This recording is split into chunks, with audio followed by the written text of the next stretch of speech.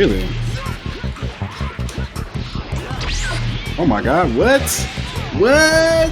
Damn! More shocking than the EKG. Young Kilo G. Yeah, you know me. Be Thor with the magic Yes! key. Oh! Stay on the Oh floor, my 'cause I've goodness! been Somebody low-key. clip that, please. To kick in, but it's pretty fast on the computer, so we're gonna go ahead and get started. It's your man, SumOfman, like the grand total. Not that I think that I am, just a piece and a part of. And we're here with my man NoirKingr6, you know, the man who got me into this. All right, and today we're having a session called Black Men Meet, which is going to become a recurring session. So everybody stay tuned, you know, subscribe, all the good stuff. And we got my man Kumi Rauf, who's actually NoirKing's cousin. I always want to say brother, cousin, and a friend of mine as well. You know what I'm saying? And it's interesting how life just kind of comes through. We had him here last week, and we talked about one of his two businesses. You know what I'm saying? And I'm sure the brother does a lot more than this as well. But we talked about his traveling business. This week we're gonna have him back so that we can talk more deeply about his clothing business and brand. I love being black. So go ahead, Kumi. What's up? That's what's up. Thank you very much for having me on again. It's an honor to be here. We're doing a lot more of these kind of virtual meetings and stuff like that. So I like to see ones with some kind of good substance that other people can hopefully learn something from. Yeah, me too. And I'm glad that we can have this series. Shout out to Noir King, who suggested that we do this, and also made the connection between you and I. You know what I'm saying? Yes. So straight up to that, man. That's community to me. You know, like that's interconnection, and I think that's important. That's right. One thing I've said before is like, you know, we talk about links in a chain, right? To me, we are the links. And how strong a link is between you and I, that depends on how much energy we exchange between each other. You know what I'm saying? And it can't just be one-sided. You know what I'm saying? It has to be both-sided. We both got to be exchanging energy. And I would hope equally. You know what I'm saying? To me, that's the goal. You know what I'm saying? And so we got three strong links right here. Okay? Appreciate that. Man, for sure. So yeah, we want to talk about your clothing brand. Can you tell us how it got started? Yeah. Can you guys hear me okay? Is this mic coming through okay? Yeah, it's coming through. It's clear. Yeah, all good. Okay. So the story of I Love Being Black, and I'm trying to make it give you a condensed version, so I tend to go on and on about this when I talk about it. But the inspiration, was certainly my own experiences, but also just having my parents kind of instill certain mentality and lessons in me from a young age. You know what I mean? Always love yourself. Sometimes the world is going to tell you not to love yourself. That's when it's even more important for you to love yourself. Love being black. Love Mm-hmm. yourself. So I took that mentality, went to college and realized that there's a lot of messaging out there in the media and stuff like that's telling you to do the opposite. It's telling you to hate who you are, to hate the texture of your hair, to hate your nose, hate your lips, all this other stuff. And so I'm like, I got to do something to try to balance the scale, even if it's just something small. Mm-hmm. So I Love Being Black wasn't supposed to be a business. It wasn't supposed to be a movement. It was just my expression. Mm. Let's see what happens from that. I'd love to say, hey, it was a great, smart idea that I had, and all. It wasn't. It was just something I was like, in college, I'm like, yo, I'm gonna make one shirt. I'm gonna wear this around campus, and I'm gonna see what happens. Hmm. You know what I mean? And what was born out of that was something that was bigger and more impactful than I ever could have imagined, and just kind of drafted up on paper, at least at the time. Black folks everywhere around campus would stop, and we didn't have many. I went to UC Santa Barbara, so there was 2.7% black people on campus. Wow. So that's between 400 and 500 black people on campus. And mind you, that's just on paper. But you wouldn't see 400 or 500 black people on campus.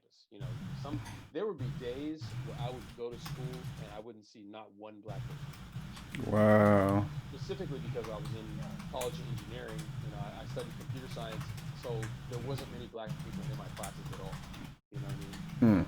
I actually had one black guy in this one class, and to this day, he's one of my best friends. Wow, that's what's up. He was looking at me, and I was looking at him like, "Oh wow, it's a black dude in class. What's up, man?" And, Man, we gotta stick together. yeah, Oh yeah. yeah. But and we would have good conversations with black folks and stop me. Oh man, where'd you get that shirt? Can I get one? Yeah, because I love being black because, and then people would always have their own reasoning behind it. Which in the beginning, I kind of wanted people to have my exact reasoning why they should love being black. You know what I mean? But then as you mature, you get older, you learn to let go of that, and that Mm. other people really have to define it. So other people really define this more than I do, Hmm. Hmm. which There you go. it's great because it has a lot of stories built up behind it. Elders would tell me, what, I love being black because, and they would tell me things that I had no idea about. There would be Wow. parts of history that I just wasn't aware of at all. And then the flip side, you would have non-black people see the shirt, and you would get to see how it sort of plays with them as well. How it affects them. Um, I would even say the majority of non-black people would understand why this shirt is necessary, why the message and the movement is necessary. But then you have that small minority that just didn't get it at all. Mm. And usually that's comprised of white people who would think that I love being black is an attack against their whiteness, an attack against Yeah. their power structure, an Ooh. attack against, and honestly, it is sort of an attack. But even more than that, this is about us. I love being black is Yeah. not saying I hate anybody else. It's not saying this, and that. It's saying I love being black, me. It's not. You can go ahead. You can love being Irish. You can love being Jewish. You can all this other stuff, which they do have shirts and stuff like that. But we needed one, right? We needed.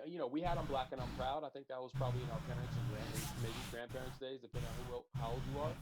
But we needed something today that's going on right now. That's a movement, and I feel like we were going to just get in there and take advantage of social media and make this worldwide. And we did. So Hmm. that was the start of it, the very beginning, and then I kind of leveled up and just went through several phases of like, I need to go back to the drawing board. This is growing faster and getting bigger, way way at a pace that I didn't expect. So let's go back to the drawing board and recalibrate. There you go. Hmm. And I think that's important too for you young entrepreneurs out there.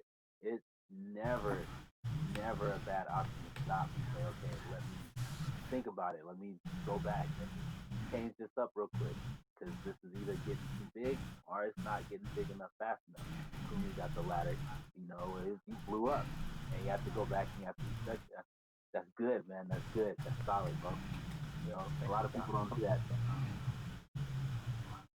yeah. It was just and even so, I graduated. Got my bachelor's in science in computer science. Went into the industry for maybe 6 years, something like that, 5 or 6 years, I think.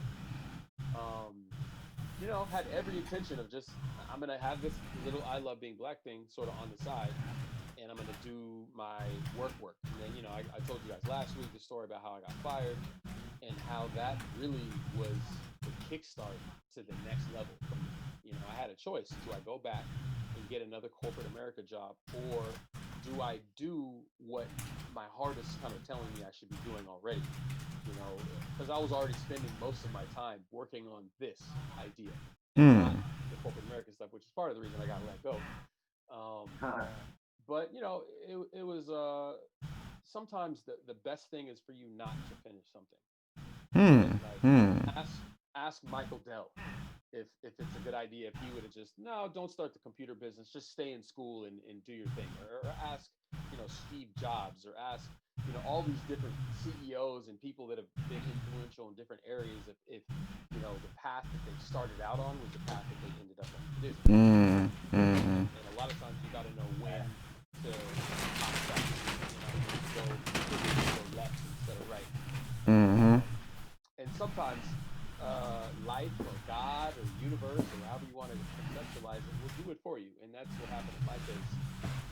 Because it wasn't even like I made the first step to pivot, right? Hmm. I got fired and then had to look at my situation like, oh, I don't know.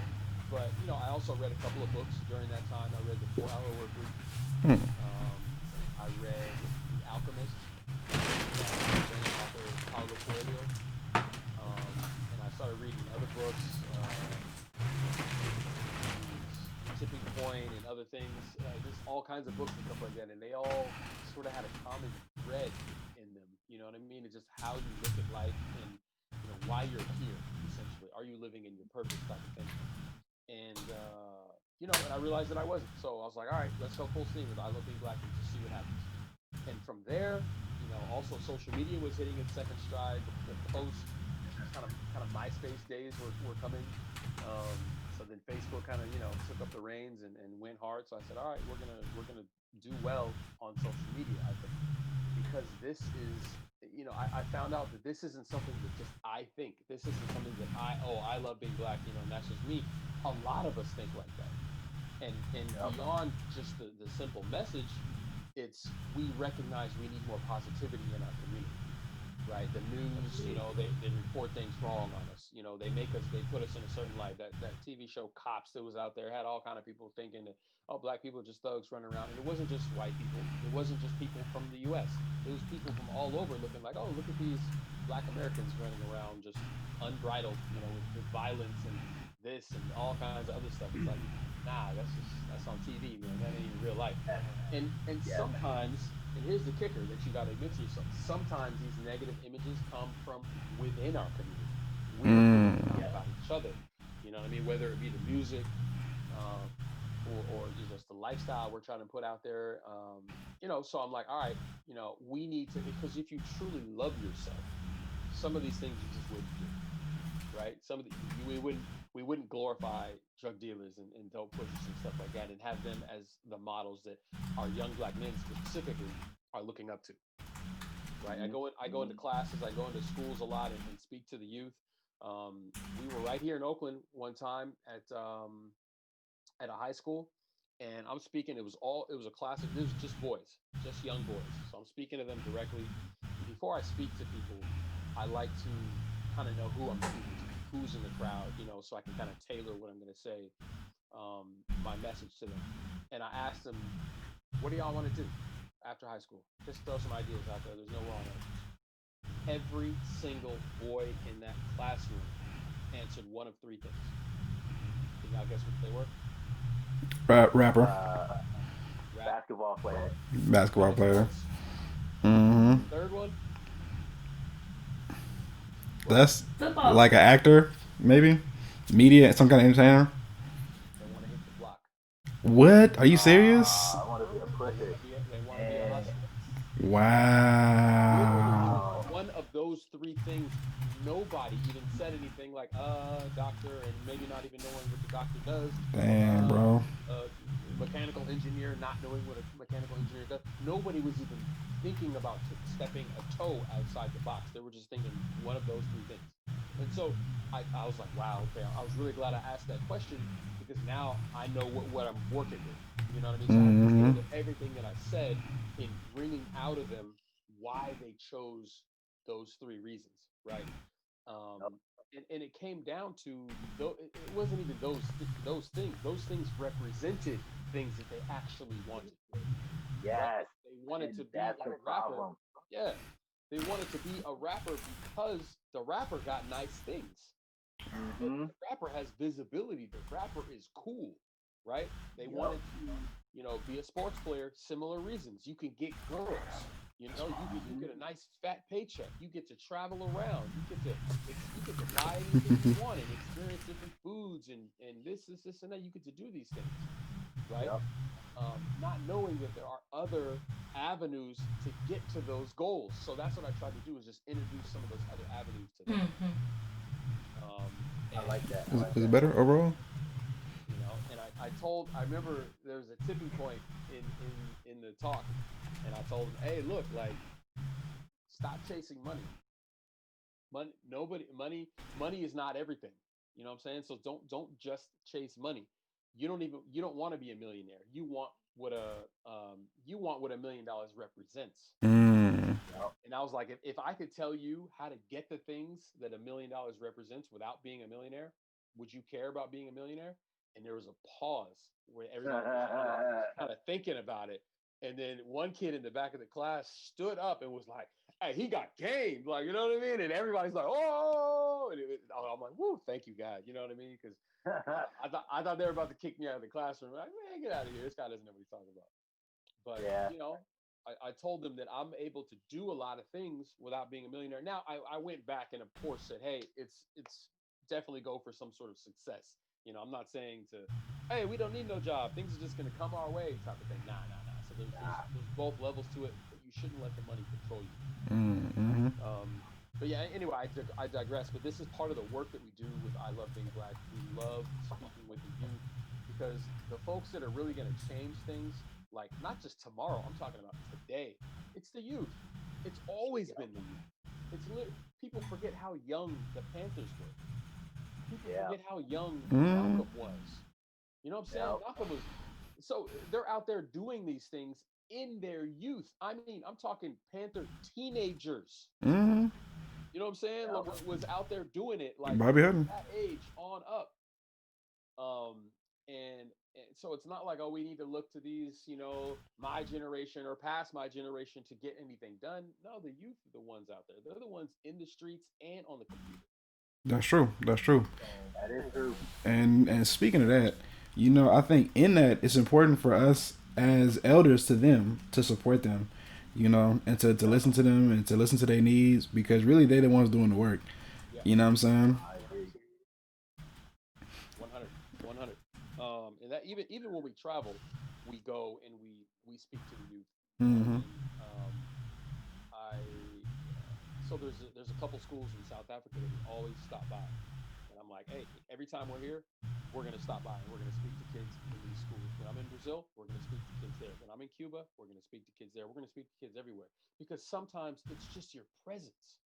Sometimes we bring a privilege that we don't even know we have as Wow. black folks in America, right? Because there's these little kids in South Africa looking at me like, this American is here talking to me about my future. That's huge for them.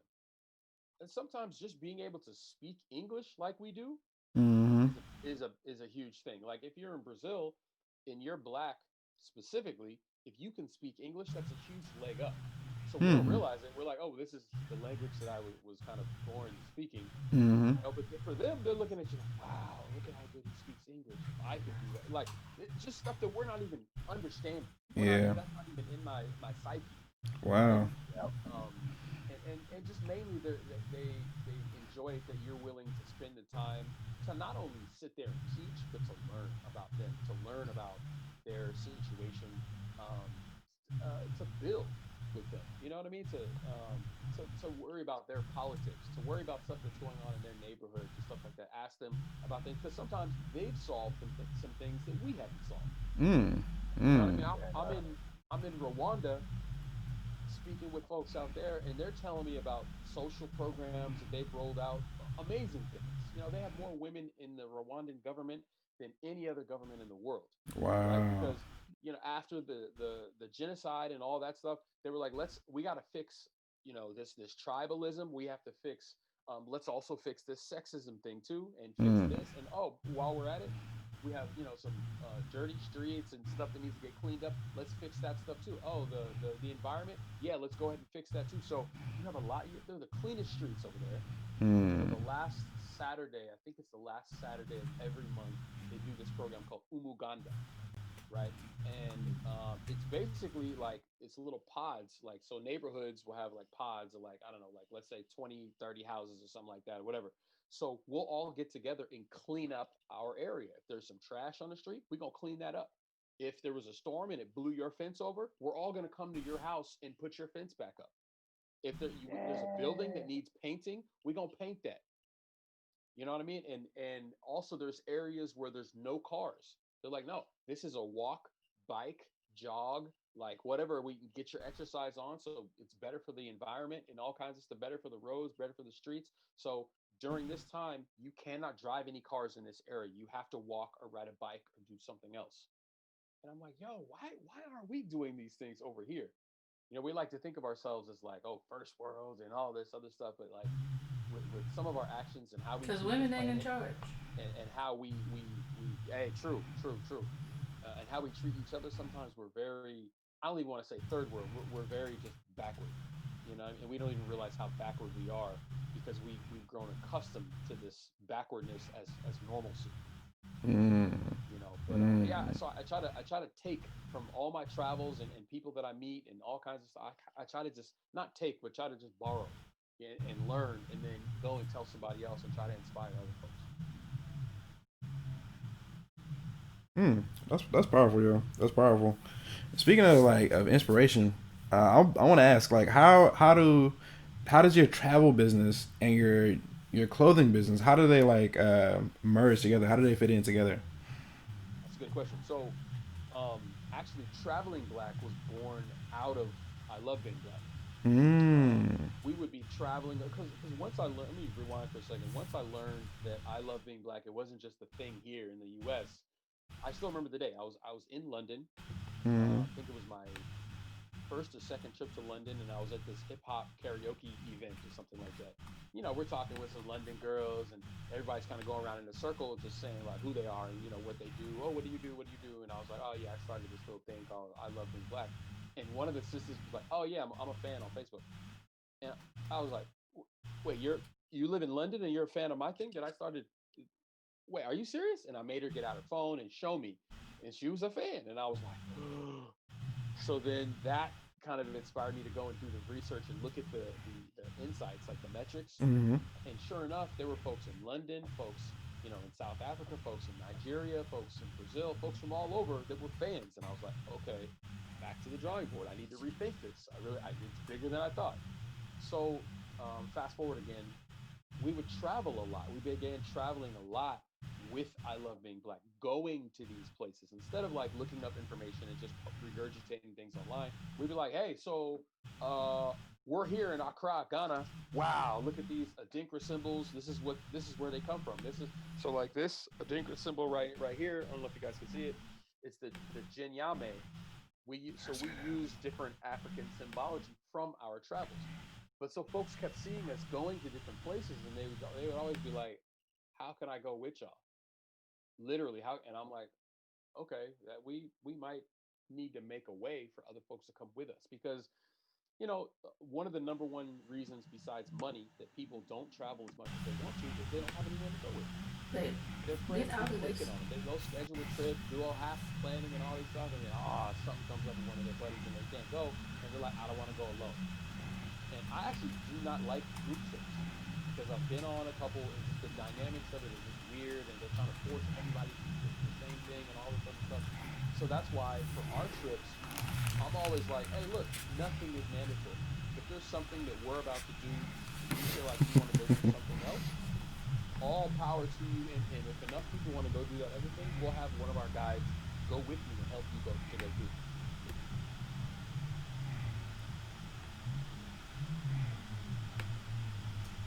Tell him to hold on. Mm.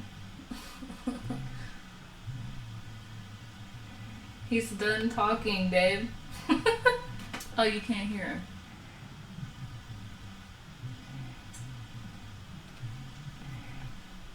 Jesus Christ.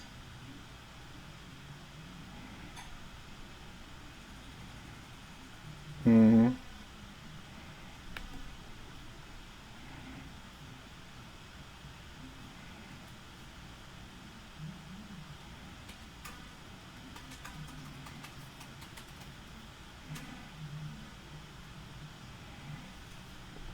Okay. Hold on a second. Hold on a second. Kumi, hold on for a second. Nah, so the sound is cutting out. So yeah, we gotta get this fixed real quick. Okay, this is what it is. You can't hear me? I gotcha. I can now. I Tell can't him hear you. bust a rap so. Oh, Okay, you can hey, hear him now. Buster Rap. Now the people couldn't hear Oh wow! I wonder how far back I need to go. you. Yo, I think that you had just finished saying the three things that you need. Oh, okay. That's not too far. All right. Can everybody hear me now? Yes, everybody can hear you now. All right, bet. My fault. I don't. It's technology, man. Yes. I was just rolling with it. Wait. Noir King said he can't hear me. No, no, I Well, can't hear I you. can't hear you. You're no, Oh, you're. He's muted. He's muted. yes, yes, Norkin, you're muted. I muted you and myself because Less background noise. yes, less background noise. Babe, it sounds fine. Please stop doing that. Okay. Okay. Yeah. Stop playing with the settings. Gosh, Yeah, come on now. my bad, bro.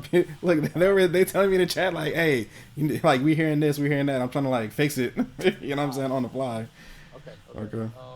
So let me. So yeah, I love being Now black. Kumi is low now. Okay. Now. I'm Okay. low. Yes. Hold on. Man. He can fix you. All Yeah. right. Okay. Go ahead. Yeah. 1 2. Microphone check. Microphone check.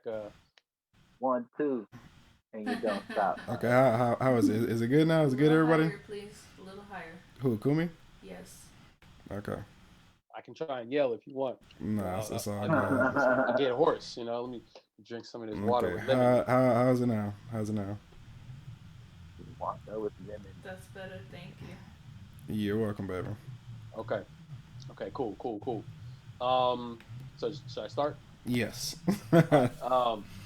So essentially, I love being black. Our mission is positivity, awareness, and action amongst black people worldwide. And I was just saying the importance of all three of those things, right? You need to be positive because we that's one of the main things we're lacking is positivity.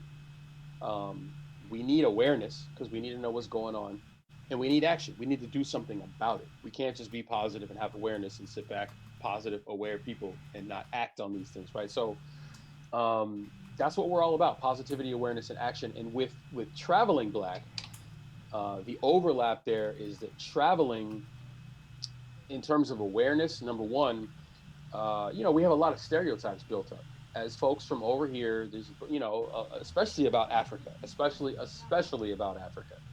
We think of Africa as like just one place instead of like 55 different places. You know what I mean? And like thousands of different cultures and languages and tribes and histories and all kinds of stuff like that. We don't think about it like that. People, oh, I want to go to Africa. Okay, where in Africa? I don't know. That's because that's how we conceptualize Africa. So the awareness part, we try to help folks with the awareness part and tell them specific things about different cultures in Africa, in the diaspora, whatever. And also just, break down some of these stereotypes. There's stereotypes that they have about us, and there's stereotypes that we have about them. There's actually a really good documentary called Bound: Africans versus African Americans. Really good documentary by this Kenyan sister. I recommend it to everyone. I don't know if you can find it on Vimeo or YouTube these days, but it's called Bound: Africans versus African Americans. Excellent film covering this specific topic right here: the stereotypes we have and the walls we have built up between continental Africans and diasporic Africans. But yeah, the positivity aspect, it's good if we show up and we don't have to show up on some, missionary Mother Teresa kind of angle. Like, you know what I mean? Let's just show up. Let's show up and build and break bread, go into the townships. You know what I'm saying? Go into the favela. You know what I mean? Meet folks where they're at. You know what I mean? Have conversations, real conversations, not just like the fluffy stuff. I mean, talk about the fluffy stuff too, but like have some real conversations with people. See what their pain points are. See what they do for fun. You know what I mean? Ask about their historical heroes that like are big over there, but you maybe have heard nothing about. Zumbi dos Palmares is like the most famous black Brazilian ever in history. That's why during November in Brazil, they celebrate the whole month. It's called Black Consciousness Month. Wow. Yeah, not Black History Month, but it's Black Consciousness Month. And that's huge.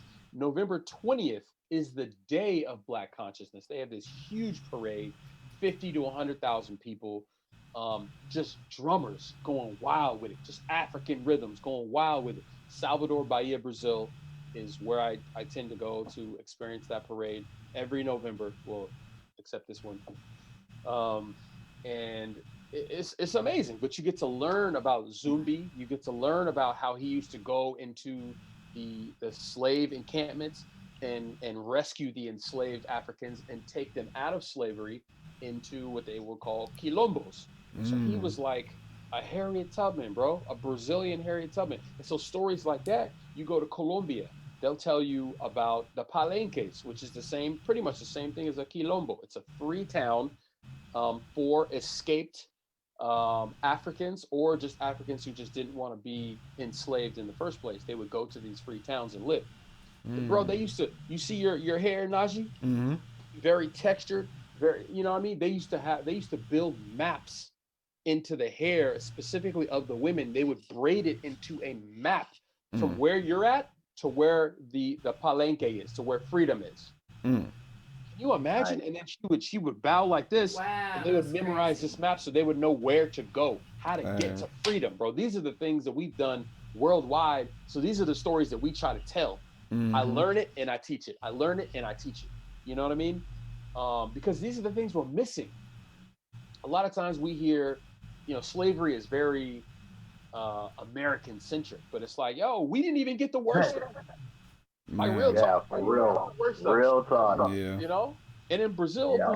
Brazil was the last country in the Western Hemisphere to abolish slavery in 1888, bro.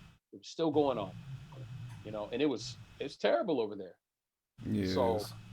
go ahead, Norking. Hey, but just to that, I'm gonna say this right now. The last recorded slave was freed in America in Georgia in 1968. Yeah, So yeah, just think yeah. about that. Just think about that, man. What? Not to cut you off on the flow, No. but yeah, That's relevant. That's relevant. What is yeah, it? it's 1968, like boy. yeah. Yeah, So like, man, these things are still, you know what I mean, and it's still going on today. Different forms of slavery, but I digress. Because I think I was still trying to answer your question about how traveling black and I love being black overlap. But like these, so we don't just travel and go and look at the sights and let's take some selfies. Like nah, we're gonna go and we're gonna go into the townships and we're gonna go to a school there and we're gonna talk to some kids that don't have much, but they're Hmm. happy, bro. They're happy. They're happy to see you. They want to show you their art. They want to tell you their stories. We're gonna talk to those kids, and we're gonna listen. Hmm. You know what I mean? So it's a two-way street. They're gonna show us their garden out back Hmm. and how they growing vegetables and stuff like that. I'm like, wow, I wish we would have had a garden when I was in school coming up and everything. That would have been dope to learn about this, right? I learned Mm-hmm. about it, but just from my pops. I didn't learn about Yeah. it from school. Mm-hmm. So yeah, these are the kind of things we like to do when we travel. But that's the I love being black influence on the traveling black right there. Yeah, I feel that. That's powerful, and I think it's needed, especially those kind of things. Like I was talking earlier about exchange and like building those links, Yeah, and that's really how you build links. And that to me is what we need, especially during this time. yeah, And I feel like honestly, as Black people, the best thing that we could do is exactly what you're already doing. You know what I'm saying? Is making actual connections with other Black people across the globe. absolutely. And being building. Yeah, When I think about it, sometimes I think about it in an economic standpoint because I feel like, the forces of oppression. I ain't gonna get all into it. One of their biggest tools is economics. You know what I'm yep, saying? And that's controlling the flow of resources from one country to another country, yep, right? And one of the ways that they control it specifically in Africa is by barring them access to certain resources. yep, One that's very obvious is like diamond manufacturers. yep, Because there's yep, no manufacturers, whoever is going to buy them sets the cost, right? And they're going yep, to undercut the Africans every time, all right? yep, And that creates, the situation that we have. Now, if we, as African people and African heritage people, work with ourselves and work with each other, trade with each other globally, then we don't have to deal with somebody who's not going to consider us. You know what I'm saying? We don't have to deal with somebody who's going to try and control our land or control the resources. We can actually deal with each other and we can actually deal with the betterment of the earth together. that's right, You know what I'm that's right, saying? that's And right. to me, that's what we really need at this point in history. And when I look at some of our recent ancestors as well as some of our further ancestors, That's what a lot of them did, like Malcolm X. You know what I'm saying? And if you look at all of the powerful leaders, you know, in Africa and in other countries, such as like South America, any South American countries that have us there in them, you see the leaders. You know what I'm saying? You see powerful dark skinned people making moves. Yep. You know, and it's time. It's time for that. Absolutely, absolutely. Agreed. We could go on and on like all day just about this specific topic, but yeah, no, I agree 100%. You know, I mean, Oh, yeah, diamonds. Just take diamonds. Like they're not even rare, bro. Exactly. You know what I'm saying? Like Exactly. that's a marketing campaign. The Beers came in, Yeah. bought up all the diamond mines. They have vaults of just thousands and thousands and thousands of diamonds, big old diamonds, small diamonds, everywhere in between. You know what I mean? And it's not rare. They just let them out. They just let the trickle out to control the demand. Exactly. Yeah. Exactly. And that's Yeah. you know that's what they do. Oh yeah. To speak on that, a little history on that, the diamond trade itself was created by a southern slaver who went over to Africa, discovered diamonds, and used the children there to mine said diamonds. Then created the idea of a flawless diamond in the minds of spectators, which created the diamond rush. So yeah, like literally, it was based off racism. That's crazy. Yep. That Yep. But man. you know, in those things, I think that we've made a lot of progress, especially here as Black people in America. And to some of your points, I feel like we have a lot of privilege. You know, a lot of privilege that is easy Oh yeah. to overlook. You know what I'm saying? Yeah, you're right. What what are some key privileges that you think that we have as Black people here in America, going to these other countries? Mm, that's a sticky topic right there. Yeah. Let me see some key privileges that we have. I mean, our passport is a huge privilege, bro. Mm-hmm. I remember early on in my travel days, you know, I was somewhere That and part. stayed with a family and I told them, oh man, it was such a great experience. I told them, hey, y'all come visit me in the US anytime. And they looked at me like I was crazy. Like, you know how hard it is for us to go to the US, bro? And I was like, my bad. Because at the time it didn't even dawn on me how hard that is for them to actually go to the US. I'm just thinking, oh, just buy a flight and come on over. A, mad expensive. Mm-hmm. B, like you can't just get a visa like that. You know what I mean? I came in no visa, didn't even need one because they're like, oh, Americans, yeah, we're gonna let y'all in because we know you come here and spend money. But we're the opposite. We're gonna make it really tough for other people to come, specifically for Black and brown folks to make their way over here. But you know, Europe and all that, yeah, it's still pretty easy to get here. Except right now the UK is having some trouble because of the new strain of COVID. But I digress. Yeah, I mean it's a huge privilege. Our passport our passport isn't even the most powerful in the world, but it's one of the most powerful in the world. Really? Yeah. There's some other European passports. There's a website that tracks all this stuff or whatever. I think we might be number 6 or 7 or something like that. So there's a few countries that are more powerful than us. But I mean, we're still, you know, top 10% in the world, top 5% in the world in terms of passport power. Okay. We can go anywhere and pretty much everywhere. Yeah. Exactly. And just, you know, some of our quote unquote privileges are privileges, but they also have negative aspects to them as well. Us speaking English is a privilege, but that's also a negative aspect because in having this privilege, we had our own languages stripped from us. Exactly. So it depends on how you look at it. But in terms of if you're going to do business and this and that, like, you know, if you're speaking tree and that's all you speak, you know what I'm saying? Like you can't do a whole lot of business internationally because nobody speaks that language except these people here. You know what I mean? But if you speak English, because of colonization, because of slavery and all that stuff, a lot of different people speak English. So, you know, it's just to other people that may look like just a straight up privilege. But to us, it's a privilege, but there's also a cost to it as well that we can't forget. We can't forget that we lost our languages. That's true. That's true. If we had our languages still, there's so many things that we would be doing differently as a people. Exactly. You know, Agreed. and I sometimes, you know, I don't want to go too far away from this conversation, but I think about that as well. And it's important because you look at places like Chinatown, and I think what they have done is very powerful. But they have land, they have a language, Yep. They have backing from an entire country and from an entire history that they can draw from. But black people in America, we do not have that. You know what I'm saying? There's even though we can connect with our land in Africa, we can't just go back there and like get everything that we need for here. You know what I'm saying? Like certain Latin American countries can. They have entire stores where they can go and they can go back to their country and they can buy every single thing that they need from their country, from someone in their country, and then bring it back and then resell it here.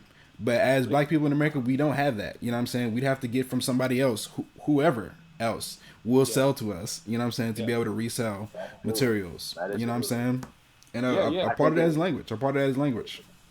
Oh yeah, no, and to speak to that too, I find it interesting that Africa being so big and vast and so rich with minerals is very low on the factory end, you know? Like Mm-hmm. that's because, they want to keep the land there pure, and I love that, right? But to speak on what you said, man, we can't buy nothing if we not making nothing. Exactly. How to do Exactly. that? Yeah, we have to That's produce. hard. Exactly. 1,000% true. 1,000% true. We have to produce things. You know what I Mm-hmm. mean? Oh yeah. And we have to own the supply chain every step Yep. of the way. That's true. You know what I mean? So That's that's true. that's the transportation, that's the warehousing, that's the the marketing, that's we got to own every step of that whole supply chain, how it grows out the ground, or produce said widget or whatever it is, all the way to the shelf and the packaging Exactly. and the purchase from other people. Exactly. We need to own every step of that. No, that's what it is. Bro got game.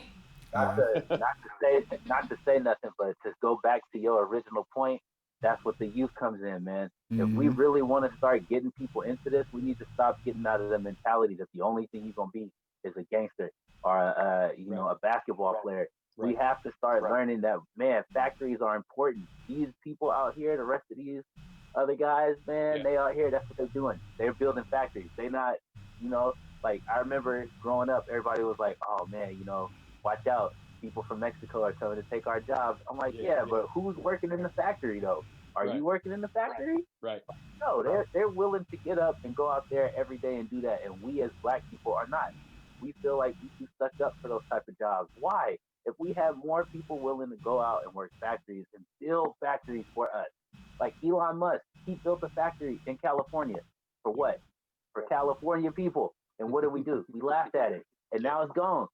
And so now what? Like, what are we gonna do now? Like, come on, man. We really need to start as a people thinking like, man, revolution comes from industrialization.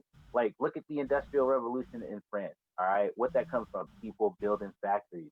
We need to build black factories. Like Kumi said, control supply and demand. They'll buy from us if we making it. Yeah. Right. Mm-hmm. I mean, look, they'll buy from us anyways. They already buy from us. All right. The problem is, to me, is that they'll buy from us, but we can't make it ourselves. You know what I'm saying? Right, as it stands right now. For example, blue cobalt is used in almost every electronic device that every single one of us uses, and it comes out of the Congo, and they've been undercut on prices, of course. And we don't have factories to be able to produce the cobalt into any of this technology that we have. So it has to be sold to somebody else. Once we have the ability to produce it ourselves and manufacture it ourselves, then we're the seller. You know what I'm saying? We can sell products to each other. Imagine having an African computer, with parts nice. From the motherland. Yeah. Mango instead of apple. Mango instead of apple. Mango. Yo, man, like I gotta check my Mango watch. right. You know what I mean? Mango watch. I like that. Internet, understand that that's a copyright pending. Don't take that. That's all right.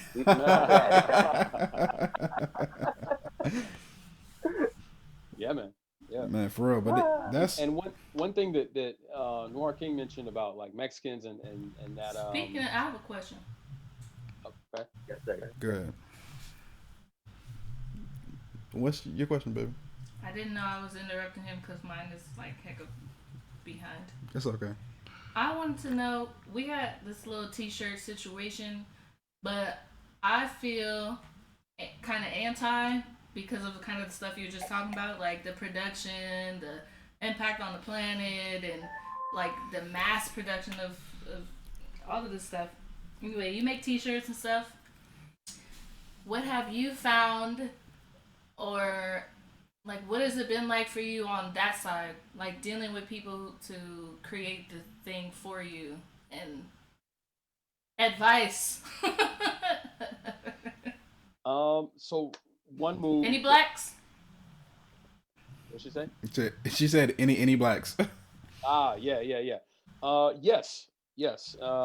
It just depends on exactly what you're looking for, right? So, one move that we made recently is getting things made on the continent, like specifically on the continent for us. You know what I mean? Like, so we have two jackets that we have made in South Africa.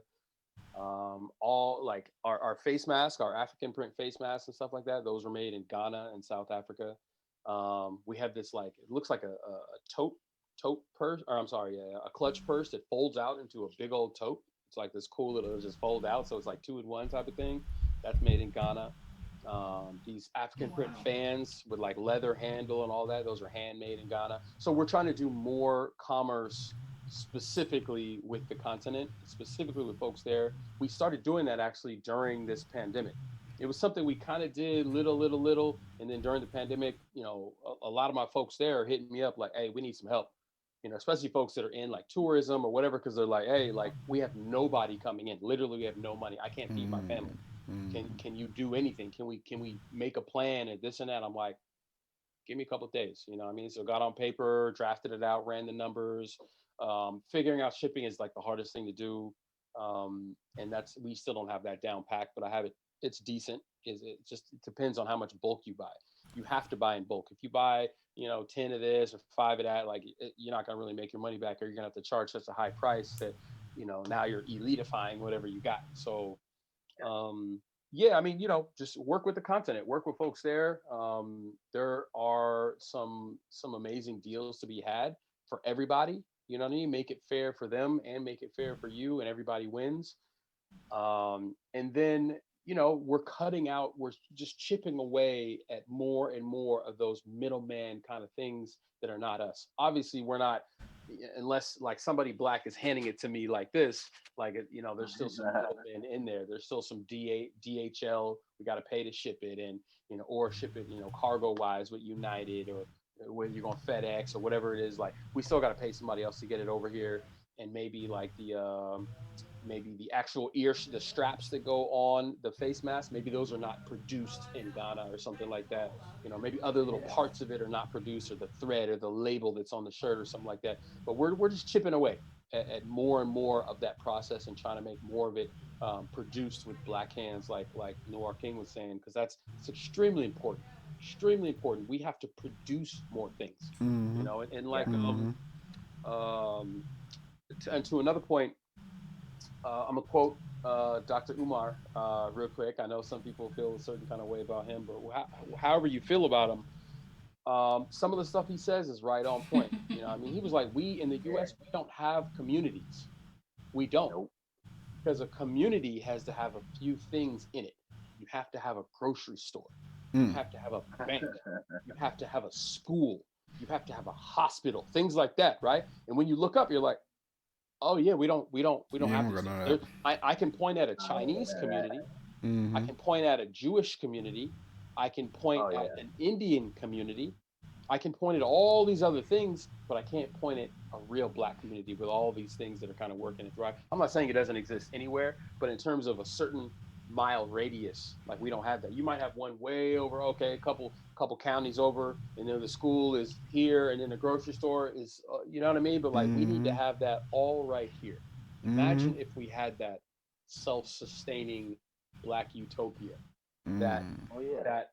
that Black Wall Street, that has all of the important pillars of Wall. Because a lot of people talk about Black Wall Street, but they don't really understand the pillars that are necessary to create a modern day Black Wall Street. We need those things. We need all of those things, because without that, we're still having to go outside, and our dollar doesn't circulate. It still has to go outside, Mm. right? So um, we're looking at more ways that we can just circulate the black dollar a little longer.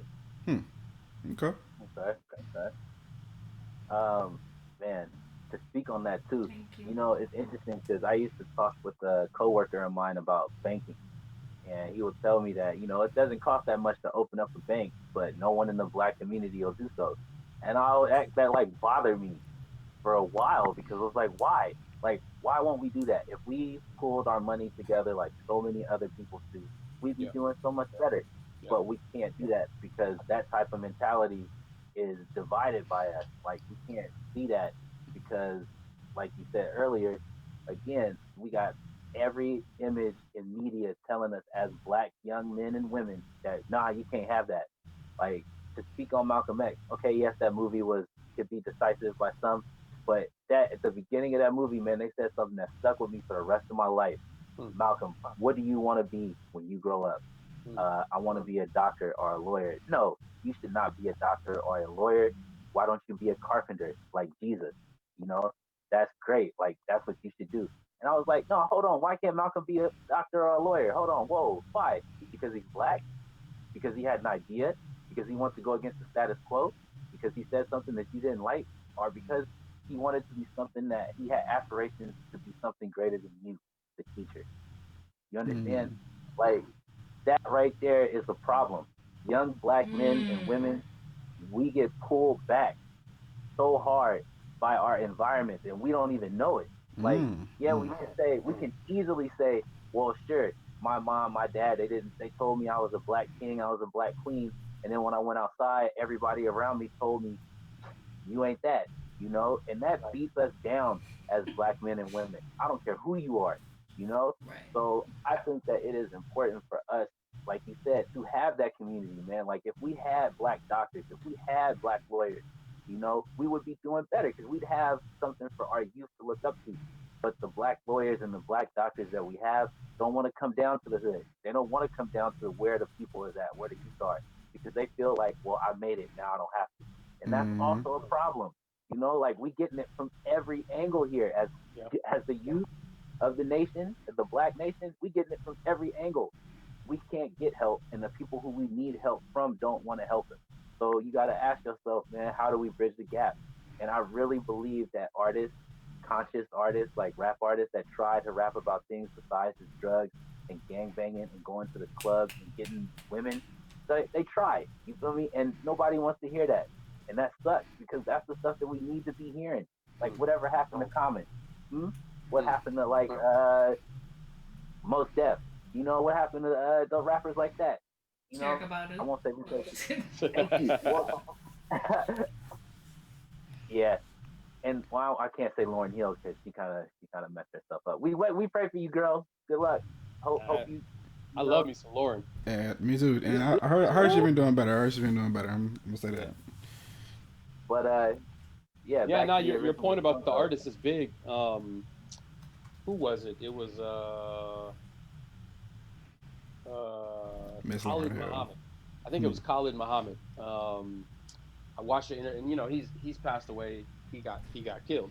But he had an interview, and you can look this up on YouTube. He would always he would challenge you to just think differently, bro. He challenged me. I mean, not one on one, but just with the video. He was like, because they were talking about all the rappers and this and that and blah blah blah, and should we condemn the rappers? And he was like, nah. He's like, the rappers, they just need a little bit of guidance. He was like, society's telling them to do one thing and they're rebelling. So they have a rebellious spirit and they're doing something different. Society's telling you wear your hat like this and they cock it to the side. Society's telling you wear your pants like this and then they're wearing them a little down low. Society's telling, so they're rebelling. It's just they need a little bit of guidance with that rebellious spirit, right? Because they're just doing it out of the blue, and then they get turned out, they get tricked out by the industry, which is not run by us. That's also a supply chain that we're not in, right? So, but he said something that literally, it just blew me back, bro. He was like, literally, if the rappers got together and decided to do the right thing and speak about the right stuff, they could start the revolution overnight. Agreed. Overnight. Think about that. Agreed. Think about the top rappers that's out there just spitting BS and all this other stuff, whatever, right? If they, not even just all of them, we're talking like just a handful, got together with like, yo, I'm about to change this whole thing. I'm not gonna rap about this and that. no more. I'm not gonna rap about guns and drugs. As a woman, I'm not gonna rap about selling my body for whatever. You know what I mean? Like I'm gonna rap about good stuff and uplifting stuff and stuff that's gonna teach and stuff that's gonna pour into our youth and our people of today, right? If they just got together and did that, because we follow them. We follow famous people. There's no ifs, ands, or buts about it. We follow famous people. That's to our detriment, but we follow them. But if they were to get together and flip the script overnight, overnight, bro, things would just folks would change. Folks would go with that change. So, but our issue, our underlying root issue is that we're not even trying to be like white people. We're trying to become white people. Yes. And we're not realizing that that's impossible. I mean, they literally have us convinced in a lot of this wonderful, beautiful green earth. They have us convinced that one of our biggest strengths is one of our biggest detriments, and that's this right here. That's our skin. They literally have us convinced that this is something negative about us. Well, Hey man, somebody keeping it real. This is the best thing about us, bro. Exactly, man. Exactly. You go to Ghana though, and you see posters of this lily bleached white Jesus right next to a skin bleaching poster. And folks, you can't convince me that those two don't have anything to do with each other, right? It's When real. you go to Ethiopia, and I'm in Lalibela, Ethiopia, they have these. It's one of the most holy places in the world. They have that rock-hewn, I think it's 11 rock-hewn churches cut literally out of one solid piece of rock into the ground, right? So, and it's the Coptic cross, so it looks like a plus, right? I got to walk through there, right? And it just smells otherworldly and old, very, very old. Amazing, right? So, and then they show you these images of the Holy Trinity, right? Guess what Jesus looked like, bro? White Jesus. Afro, Oh, black nose, Jesus. Ooh. lips, dark. You know what I mean? But then when you go to like the little kind of gift shop area, this and that, and you see that, and I'm with a group, the guys just taking us through, telling us stuff. And then, it's mostly like some white people and then just me in this group going through. We go through and then he kind of, and then blah, blah, blah, here's some stuff if you want to buy some in the gift shop. And I point to the white Norwegian looking Jesus. And I'm like, who is this dude? Who is this guy? And why is he in the gift shop? And he's like, oh, well, of course, this is Jesus. And I'm like, no, you just told me that was Jesus. So who's this dude? And he was like, well, and he just kind of looked like, I'm into it, but so he kind of pulled me to the side a little bit. And he was like, well, this is like the more European version of Jesus. I'm like, what do you mean version? What does that mean? A version? Like, is there a version of me that's like a 2 foot tall woman or a turtle or something like that? No, there's me. I'm me. You can't change me. There's no version. You don't version me out. Oh, version 1.3 is out. Version 1.4 is out. Like that doesn't happen.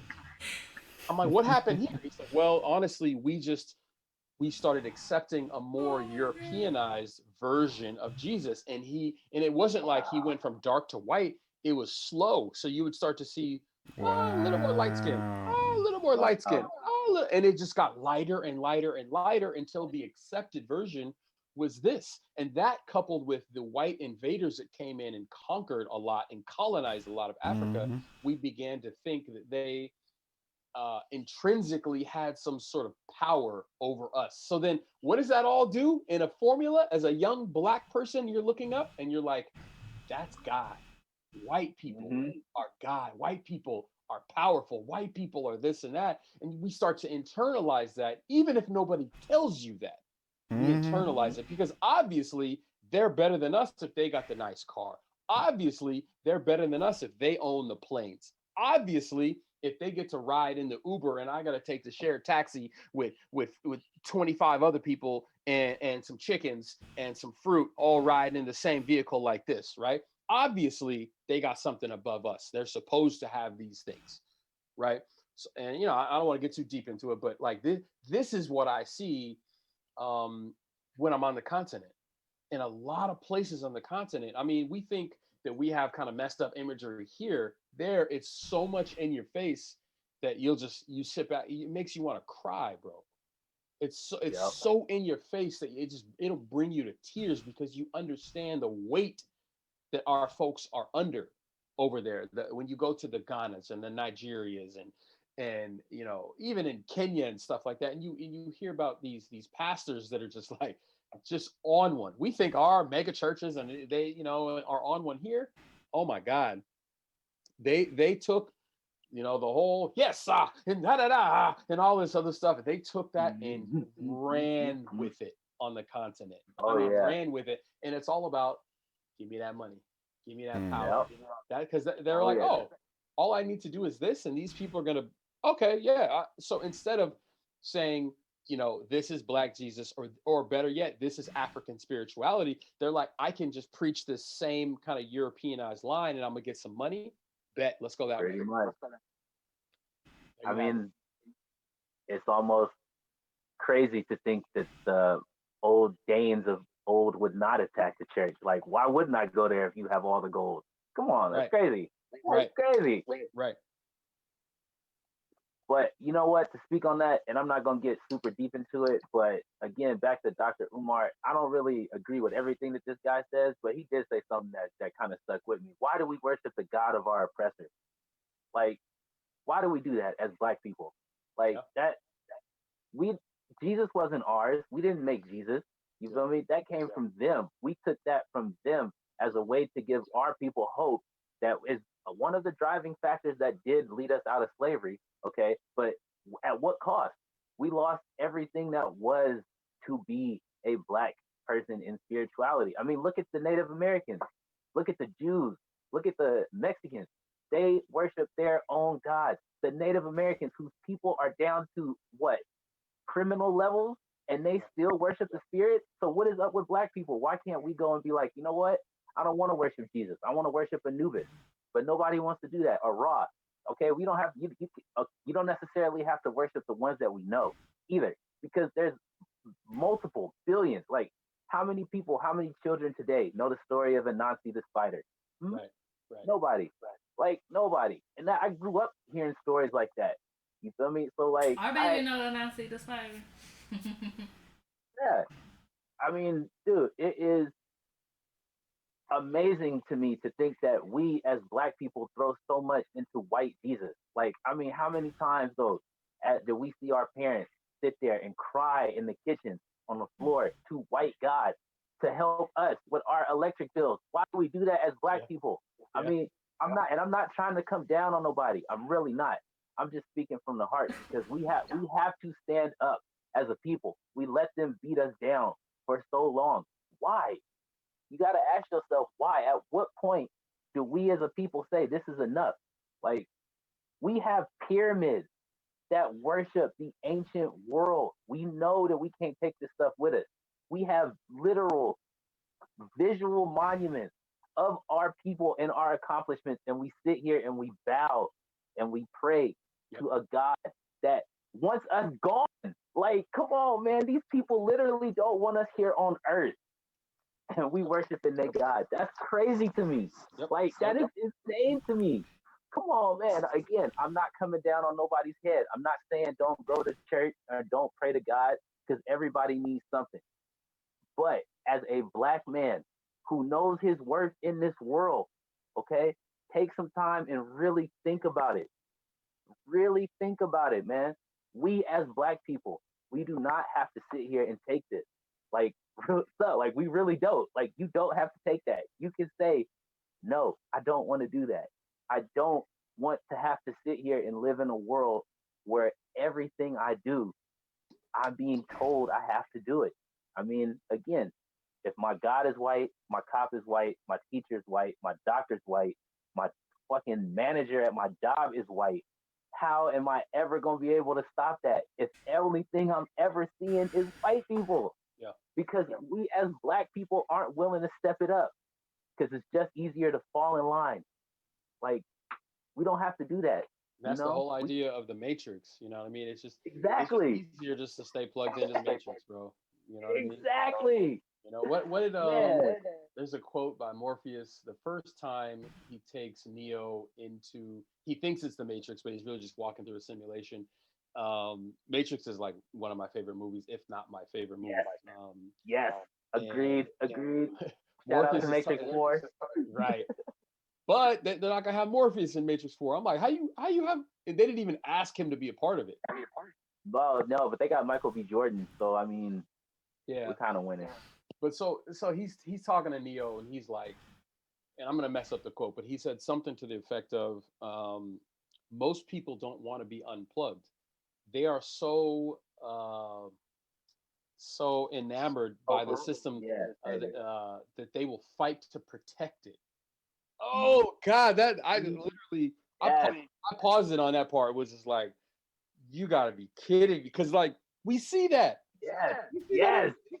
And like you have to know you're plugged into it, bro. You gotta know you plugged in, but you are Yes. fighting me to protect it. You are fighting Yes. me to protect it. Like And we know that- what colonization is. We know what Yep. enslavement is. Colonization is you come into a culture, you conquer the people, and you do that in a not in some haphazard way with just weapons.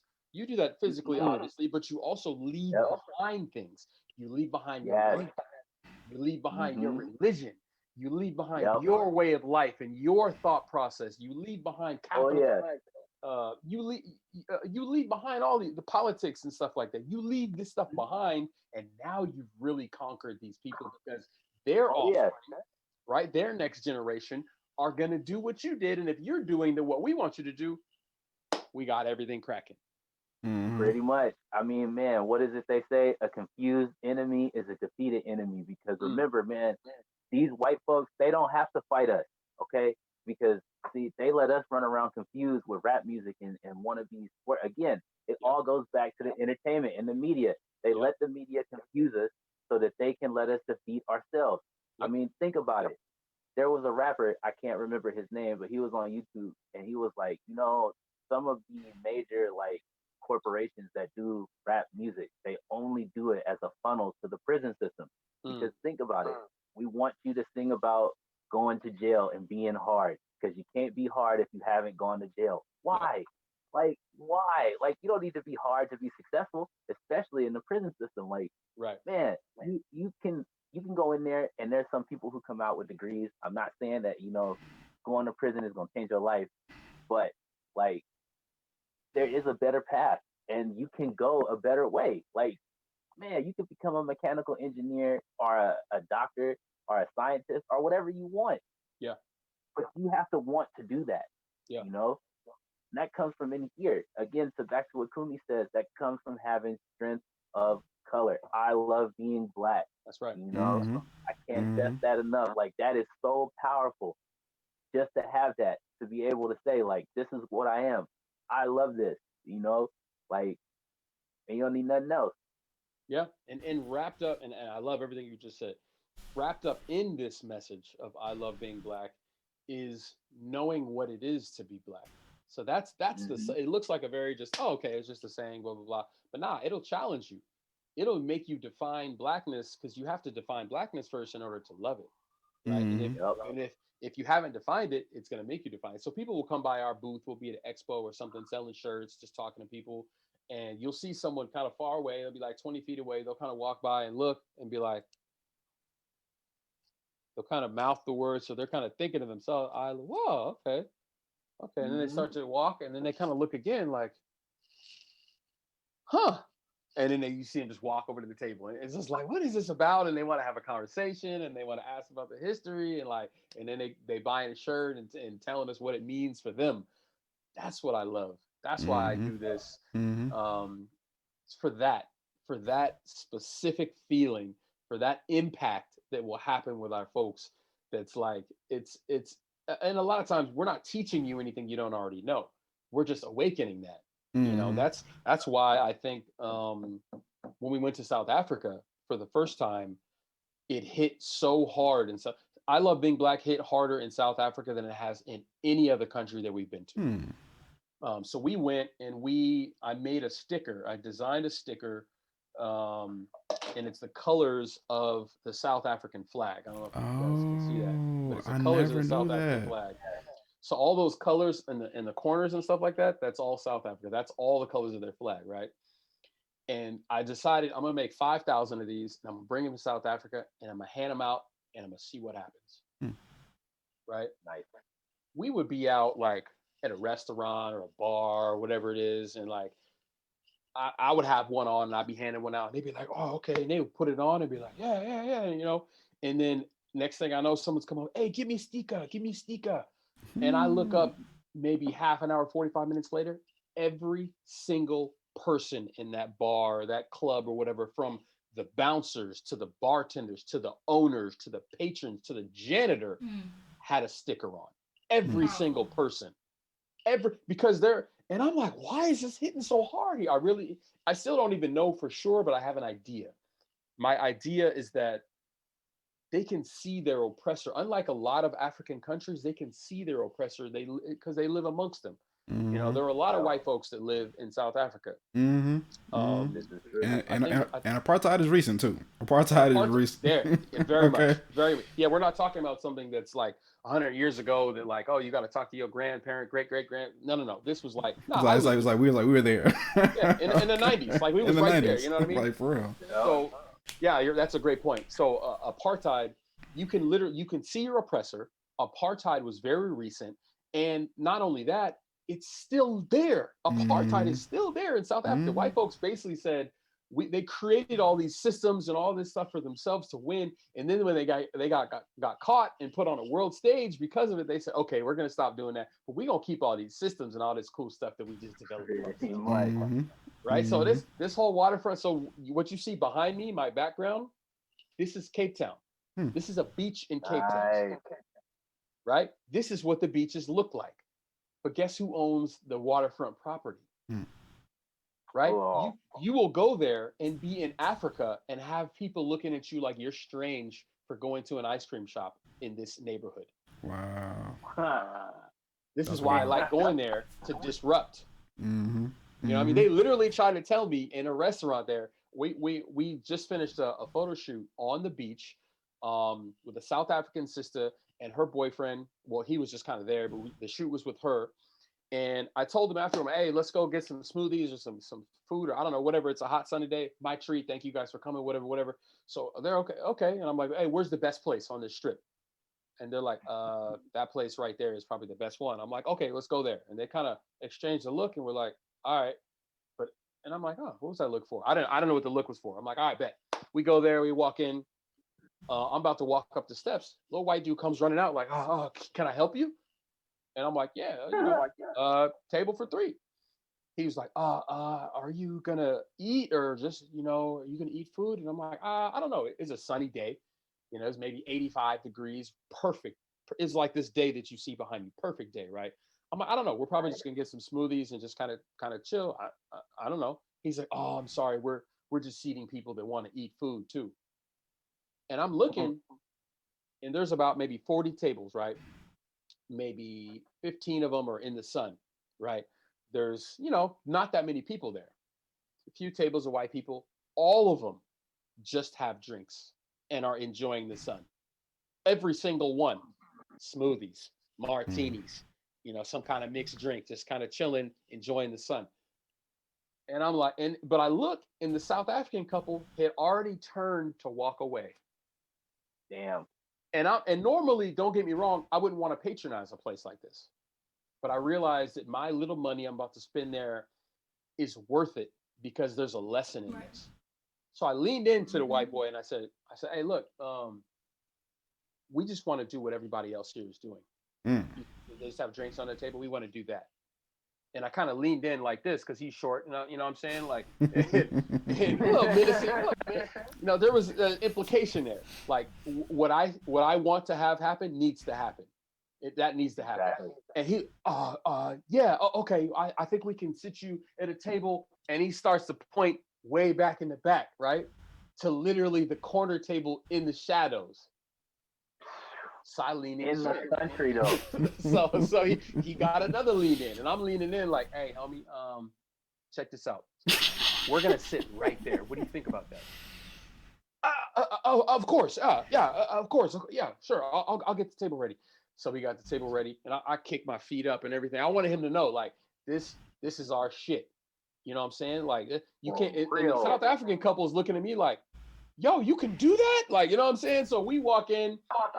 and I'm buying I'm buying rounds, I'm buying all appetizers, I'm buying all kinds of unnecessary stuff. I'm like, let me let you know what this is, right? So this is me being able to use my privilege for something positive, because they walked away from that like, you're right, we should have stuck up for ourselves. This is our land. Mm-hmm. Real. Like us but even they allowing convinced us them that to is have a restaurant that's not burnt to the ground is something we should allow if we choose to allow it. Mm-hmm. But they're trying to come into townships, tell them what they can do, what they can't do. They kicked this. There was a big story. They tried to kick these black folks off of one of these specific beaches right here. This is Camps Bay Beach, one of the nicest beaches you'll ever see in your life, right? They tried to kick these black folks. They weren't harming nobody. They're out there with some music, some food, having a good time, maybe kicking a soccer ball around with the family and friends. They had the African security come and kick them off of the beach. And they were like, nah, we're not leaving. So they tried to like force them to leave. And it was this big thing. The folks from the townships, they were like, all right, we're going to get a lamb and go to the beach and sacrifice this lamb right on the beach just to send a message. So that's what they did. And I'm like, yo, I love that. I love that, yo. Gotta let them know, man. Gotta let them know. Gotta let them know. Because and the audacity to be less than 10% of a population but control the 90. Yeah, that's ridiculous. It's one thing for them to do it, right? It's one thing for them to do it here, right? Because we don't have numbers. But we imagine as black folks over here, man, if we just had numbers, yo, we would be on right now. Caucasity. Yeah, right. The caucasity of thank you. But there's situations like South Africa where they have obvious numbers, but they don't have the control over the resources, over the food. And that's what it is. That's what it comes down to, man. That's what it comes down to. For me, it's economics right now. And so that was why this hit so hard in South Africa, because that awakening, that like, wait a minute, I do love being black. That's what they needed, was that spark. Mm-hmm. We just got to keep pouring gasoline on that. Just keep pouring gasoline. Exactly. And speaking of gasoline, I do have a comment. We do have a question in the chat. Mm-hmm. Do you have two questions, or was that your question? This one right here. I did have two questions. Okay, you can tell me the other one as well. So the first question is: are there any specific news outlets you would recommend to keep in touch with international black news?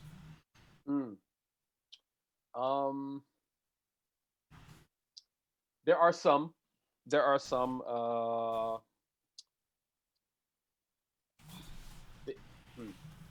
trying to see how much I should say on this. There are some that will put out some good content that I rock with. And then the next day they will put out some content that I think is detrimental for our people. So I try to take the good with the bad and realize that not everybody's perfect. Not everybody's going to say what I feel like they should say. I get that part. But some of the messaging internationally is slanting more to a Western mindset, I would say. You know, and it's we poison a lot of the rest of the black world. You know what I mean? We so they say when America sneezes, the rest of the world catches a cold. That's true with black folks as well. So we'll do something like we'll have trap music for example, right? You'll go to Joburg a few years later and you'll be like, is this trap music? Is it? And not only it's American trap music, they'll know more of the words than I will. Well, I don't listen to trap music a whole lot, but that's not a great example. But like then we will in general, you know what I mean? And not to say all trap music is bad and blah blah blah, but like they're they're reciting lyrics that they have no idea. They don't even know what a trap house is. They don't know about any of this stuff is, but they're just saying it because influence. We've influenced. Yep. You know what I mean? So same thing in the media and in a lot of these article houses, these media houses that write articles. A lot of times they'll be kind of in line with that, and I'm like, I can't really rock with that 100%, but I still recognize that some of the stuff that they put out is really good. I'm actually my brother JR from the town, you know what I mean? JR, the Minister of Information is what his tag is. He is. I just real quick, bro. Look, JR, that is one of the most knowledgeable brothers I've ever met in my whole life. And he goes in. And look, I'm not gonna go into it right now, but knowledge is key for me, man. Yeah. And knowledge is so much power, and there's so much hidden knowledge, knowledge that's hidden right in front of our faces. That you need a brother like Jr. to come and like really keep it real, and he keeps it real 100%. You know what I'm saying? 100%. And it's I love it. All right, so shout out to him. Shout out to him for real. Yeah. So, I actually just had a call with him this morning. We were just rapping about some other stuff, but he's got a site called, I think it's called blacknewworldmedia.com, where he's, it's mainly him and some folks under him are writing stories and creating those narratives and stuff like that.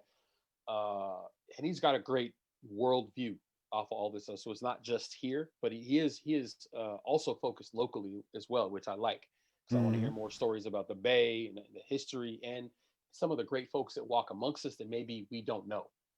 You know what I mean? But in terms of international stuff, I mean, I don't know. There's no one I can say like, hey, I rock with them 1,000%. Like, I take it to the bank, like whatever. But there are some folks that like, they have some good articles. They put out some good stuff. You know. Okay, cool. And I do have a comment. I'll say that for a little bit later. The other question that we had is, have you ever struggled with the term black, using black to identify ourselves as opposed to, or, in tandem with African American or African, or, any variation of those terms? So I've never struggled with the term black, because that's just this is how I grew up. You know what I mean? I knew I was black. I knew I was African. I never struggled with these terms at all. African American, I definitely struggle with. I will rarely reference myself as an African American. Very rarely. Same. So, and I believe I'm an African in America. I believe I'm black in America. But as far as being an American, I don't feel that so much. I mean, Malcolm said, if I was American, I would get to enjoy all the things that Americans get to enjoy, right? I would enjoy not only the civil rights, but the human rights that Americans get to enjoy. But if I don't get those things, well, I don't feel very American. And that, to me, is just that's the reason I love Malcolm so much, is that he can break things down to a very simple, logical level that it's hard to deny. You know what I mean? It's like it's like going to one school and they treat you like you're from the rival school across town or something like that. Well, I don't really feel so much like a Stanford alum if you're treating me like I'm from Harvard or something like that, right? And that's what it is here. Like, I don't consider myself as reaping the benefits of Americans and Americanity. Now, there are times where you're an African American, and I'm not going to fight people on it if that's their term and they reference me as that or whatever. But I'm also not going to change the way I reference myself. I believe there's I pick and choose my battles. It's important. That's a decent battle, but it's not a huge battle. There are things that are much bigger than just that term. And I tell people all the time, if you want to reference yourself as black, African American, a 5%er, a Hebrew Israelite, this, that, Asiatic, like whatever you want to, those are labels. These are labels. You know what I'm talking about. And if we get hung up over labels, I literally have a macro, like I'll hit a key combination on my keyboard to do certain things that I have to do a lot. And I'm like, I don't want to type this whole paragraph out. That's one of the paragraphs for people. Because sometimes people come to our page like, oh, this is just a color in a crayon box and blah, blah, blah. You guys are so ignorant, something. White people made the term black. And I'm like, no, they didn't. Yeah, we did. We've been calling ourselves black, maybe not the English version of it, but black for thousands of years. Niger, Kemet, like all these things, they mean the land of the blacks. We were calling Kush.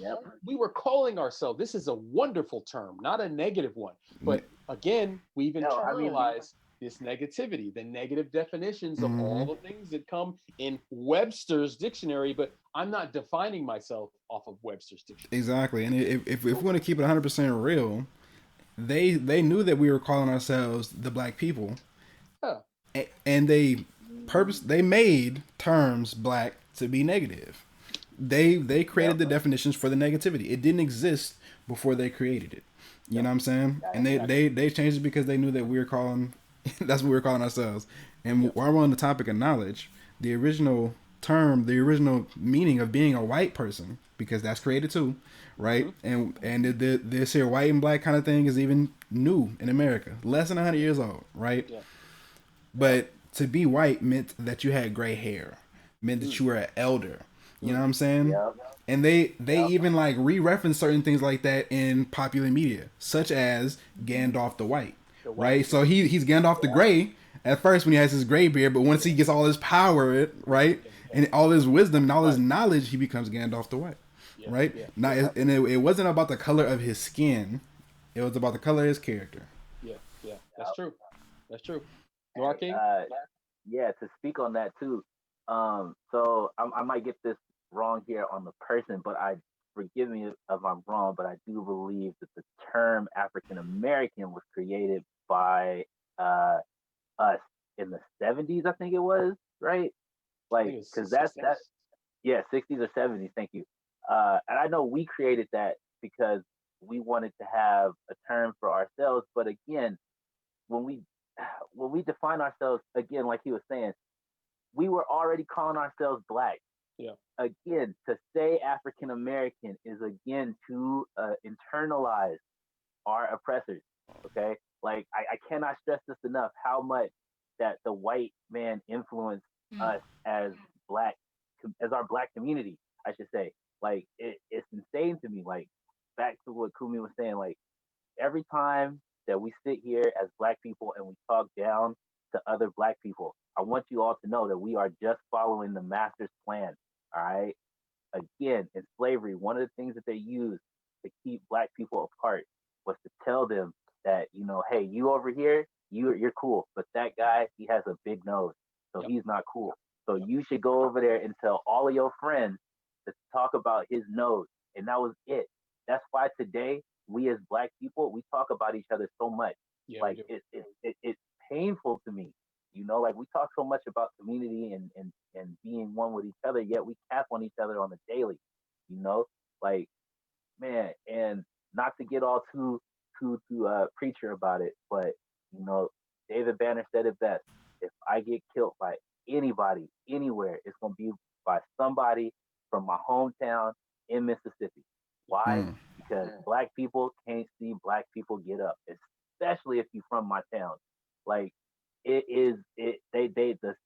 slave owners engraved in us as black people to tear other black people down, especially if they're from your set.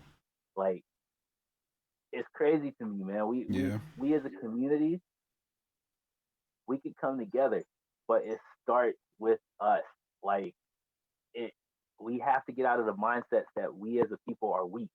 Like he was saying, it goes back to knowing who you are as a people. Knowing our histories, going to take the time to remember that Egypt, all right, is black. Like we did that. We are the first civilization, like ever, to exist on this planet, and they took that from us. All right, like. I mean, man, y'all be like, people really think trying that to take Egypt out of Africa. You know that. And they like, don't even want to consider Africa no more. Egypt is the Middle East. No, it's not, bro. Right. It's not the Middle East. Like you go on like Turkish Airlines, and I was gonna book a flight, and I'm like, oh, they had this deal, and I'm like, okay, well, does it work for African countries, the ones you go to as well? They're like, yeah. I'm like, okay, so I can go to Egypt, and they're like, oh, well, that's Middle East though. And I'm like, Egypt is not. Egypt is in Africa. Egypt is very, very clearly country. In Africa. Like I'm looking at this map. It's a country in the continent of Africa. The map looked like it's in. I don't know. Like and the lady literally on the phone with me is arguing that Egypt is not in Africa. And I'm like, and it was a Turkish Airlines thing. They literally had moved it into a whole other place. I'm like, you gotta be kidding me. Yo, kids, I teach kids, and they're literally kids, both black and white kids, who think that Egypt is not in Africa, who literally think that Egypt is in the Middle East. Like, I'm like, yo, like, where the maps at, cuz? Can we get a globe in this motherfucker, man? Well, so how you gonna move a whole country? Runoko Rashidi, he's a scholar on Kemet, on Egypt, and I think the next time I go, I'm probably gonna go with him and his either him or Ashra Kwesi. Mm, But they speak about the Egyptologists. They're like, can you name another country that has an ology behind it? none. A None. Yeah. Franceologist? What is It's that? not happening. Nope. You know what I'm Nope. saying? A Nope. Spainologist? No. A Ghanaologist? You don't have that. But you A have godologist. They Egyptologists. cooking up some bullshit. Yeah, they're cooking up some bullshit. So literally, they are rewriting the history. They are painting thinner noses because they repaint over all the Mm-hmm. tomb and the carvings and all that stuff. They redo that stuff. Mm-hmm. Literally, they say they're Mm-hmm. just doing upkeep on it and everything. But why are you drawing it different? Exactly. Why? Like, Why is it? Why is it lighter every time you paint it? Right. Hey, So what happened to Jesus? And we're seeing that happen right now. Even the King Tutankhamun Yep. with Tutankhamun. his tour and everything, they got a lot of flack because he began to have a thinner nose.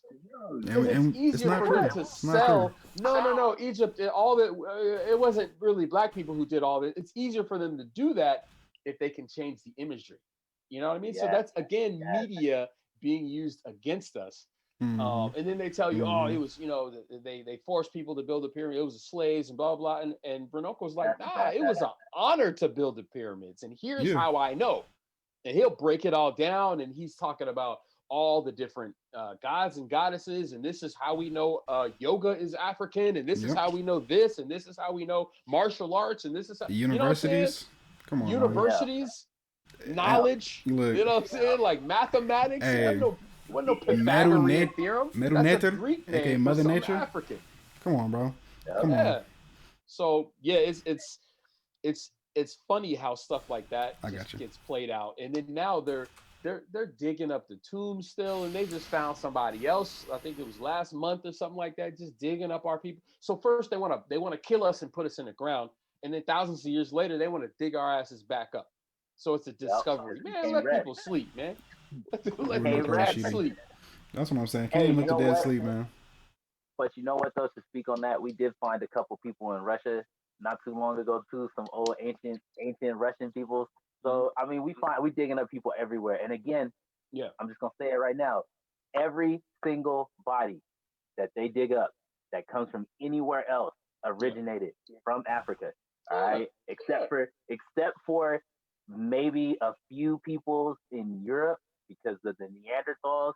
But other than that, yeah, no, it was us. Yep. It was all over. Africanus. Africanus Everywhere. is the originator. All right, You know what I'm and saying? that's why his name. Adelopithecus Africanus. Get that scientific name down. Right. But we do have a question. Okay. How do you make your travel prices so affordable? Not travel, but clothes. Oh, how do you make your clothes so affordable? I thought you were talking about I try to have affordable options and then like some nicer stuff. You know what I mean? So I don't try to hit people over the head. I mean, literally, I know some clothing manufacturers right here in Oakland that for a hoodie, Oaklandish is a good example. Let's just start there. I'm gonna call a spade a spade. Oaklandish. You have a hoodie, one color print, $52 for a black hoodie with just Oaklandish written across it. $52. I'm like, it ain't even nothing fancy about it. It's just white lettering, like, you know what I mean? And like, but they're for the people. They for the community. Nah, they gonna hire a couple black faces to put in front of that register, and that's about it. You know what I mean? So they could literally be doing, if they want to do that and have a brand, that's all good. But like, why are you beating people over the head with the prices though?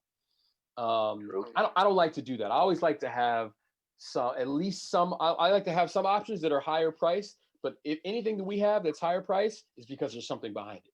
It's because we're sewing on this fabric. You know what I'm saying? Or we got some mud cloth from Mali and sewed it onto a shirt. That's why the shirt is $35. You know what I mean? But we have this other shirt over here that's 15. We got this one that's 20. We got this one that's 12. You know what I mean? So we like to have some options just for everybody.